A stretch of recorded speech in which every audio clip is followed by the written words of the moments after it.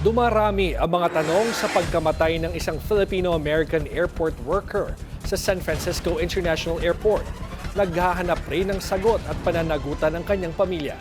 Alamin ang detalye sa Agenda Weekend Report ng ating US correspondent, Henny Espinosa.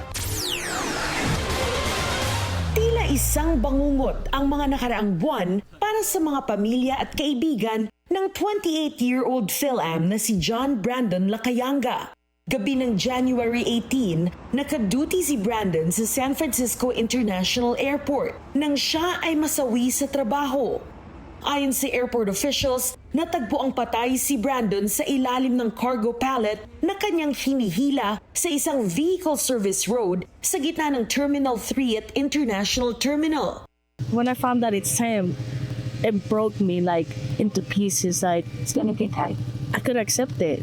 Hindi masukat ang pigating nararamdaman ng kanyang mga magulang dahil nag-iisang anak lang nila si Brandon. Natanggap ng pamilya ang balita ng kanyang biglaang pagkamatay mula sa kanyang manager sa Dubai National Air Travel. Ang sabi nila, he was driving that tow truck. Tapos he slid down on the left and fell down and got run over by the cargo pallet. I can't really connect the dots about him working and then him taking his last breath in his workplace. Nais ng pamilyang makuha ang katotohanan at kung may negligence na involved. Nakuha ng kanilang legal counsel na si D.L. Rencher ang security camera footage ng insidente. It looks like he ran.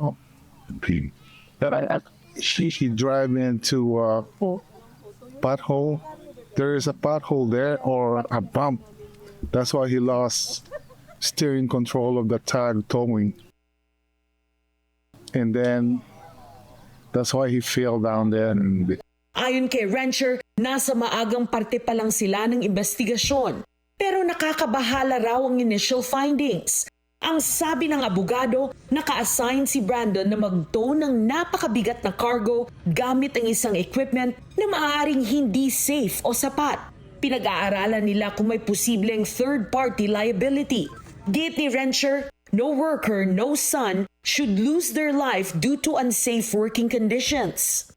Habang nagtipon ang mga pamilya at kaibigan ni Brandon, anilay sa gitna ng kanilang kalungkutan ay ang pagnanasang makamit ang hustisya.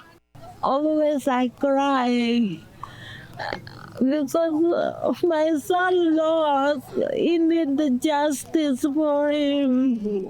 Habang hinihintay nila ang resulta ng investigasyon ng Occupational Safety and Health Administration, determinado silang panagutin ang sinumang may responsibilidad sa pagkamatay ng Phil-Am airport worker.